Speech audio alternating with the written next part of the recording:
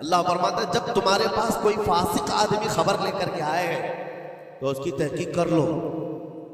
یہ اللہ کا حکم ہے. کوئی فاسق آدمی، فاسق کون ہے؟ اس کی مثالیں آپ کو مل جائیں گی. جو کھلے عام گناہ کرتا ہے وہ فاسق ہے. فاسق آدمی جب تمہارے پاس خبر لے کر کے آئے تو رب فرماتا ہے اس کی تحقیق کر لو، ورنہ یہ ہوگا کہ انجانے میں تم کو شرمندگی اٹھانی پڑے گی. تم اپنے کیے پر بعد میں پچھتاؤ گے. الا ما فعلتم نادمین، تم شرمندہ ہو جاؤ گے. اکثر ایسا ہوتا ہے کہ کوئی خبر لے کر کے تمہارے پاس آیا، اور آج کے زمانے کا بڑا فاسق یہ واٹس ایپ ہے. یہ بڑا فاسق ہے. اس کی باتوں پر کون یقین کرے؟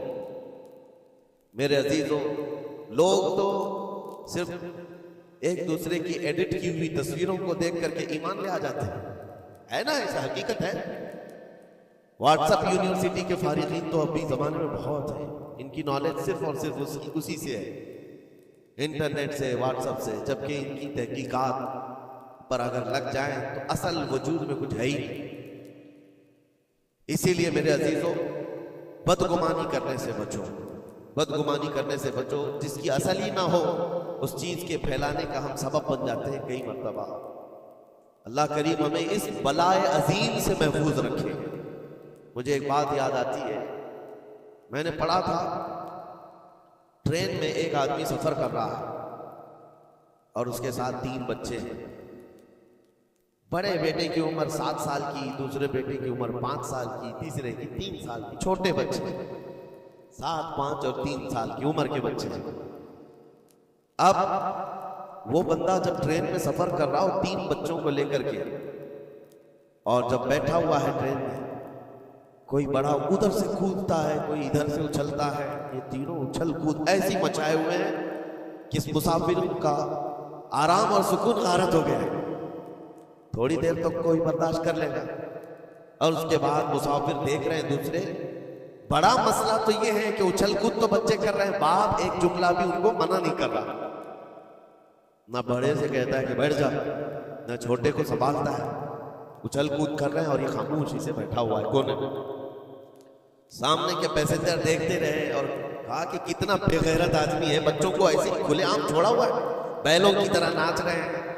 اب کانا پھوسی بھی شروع ہو گئی. تھوڑی دیر کے بعد جب یہ زیادہ ہو گیا تو لاوا پھٹ ہی جاتا ہے لوگوں کا. کوئی کسی کی گود میں کود پڑ رہا ہے، کوئی اچھل کود کرتے ہوئے بچہ کسی کے ہاں لٹک جا رہا ہے. 1 گھنٹہ تماشا ہوا تو اس کے بعد لوگوں کے صبر کا دامن چھوٹ گیا. بولنا شروع کر دیا اور سب نے مل کر کے جب اس کو کوسنا شروع کیا، بھائی صاحب آپ کے بچے ہیں؟ اس نے کہا میرے بچے ہیں. کہا کچھ تو تمیز سکھاؤ، سفر کے آداب تو بتاؤ. کوئی وہاں سے کود رہا ہے، کوئی یہاں سے کود رہا ہے. سارے لوگوں کا آرام غارت کر کے رکھا ہے ان بچوں نے. آپ باپ ہیں، آپ کو تمیز نہیں آتی، آپ کو تربیت کا انداز نہیں معلوم.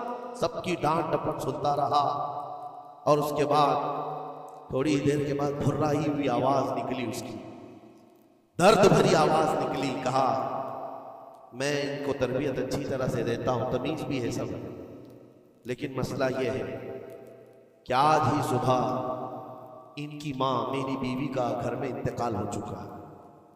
وہ میکے گئی ہوئی تھی، یہ بچے میرے پاس تھے. مجھے صبح خبر آئی ہے ان کی ماں کا اچانک دورہ پڑنے سے انتقال ہو چکا. میں نے ابھی تک ان بچوں کو بتایا نہیں کہ ان کی ماں کا انتقال ہوا. یہ جتنا اچھل کود کر رہے ہیں، کھیل رہے ہیں، ابھی گھر پہنچیں گے تو ان کی ساری خوشیاں ختم ہو جائیں گی. یہ اپنی ماں کی مردہ لاش کو دیکھیں گے تو سارا اچھل کود چلا جائے گا. بس میں اس لیے ان کو اتنی دیر کے لیے چھوڑا تھا کہ جتنی دیر خوشی منا سکے منا لیں، پھر زندگی بھر ان کو ماں کو کھونے کا احساس تو ستاتا ہی رہے گا. بس اتنا جملہ اس کا نکلا تو ہچکیاں بند گئیں. جو بغل میں موجود مسافر تھے سب کی آنکھوں میں آنسو آ گئے. اب کوئی بچے کو اٹھاتا چومتا تھا، کوئی اس کو گود میں اٹھا رہا ہے. بچوں کو خبر نہیں ہے کہ ان کی ماں کا انتقال ہوا ہے، اور یہ بندہ ان کو سفر پر لے جا رہا ہے. لیکن تھوڑی ہی دیر کے لیے دوسرے مسافروں نے کیا کیا بدگمانیاں کر لی. میرے عزیزوں، کس کی زندگی میں کیا چل رہا ہے آپ کو خبر نہیں ہے. کئی لوگوں کی زندگیوں میں سمندر موجیں مار رہا ہے، اور آپ اسے دیکھ کر کے نہ جانے بے غیرت سمجھ لیتے ہیں، کبھی اس کو بدتمیز سمجھ لیتے ہیں. یہ بدگمانیاں ہیں جو بندے کو یہاں تک لے آتی ہیں.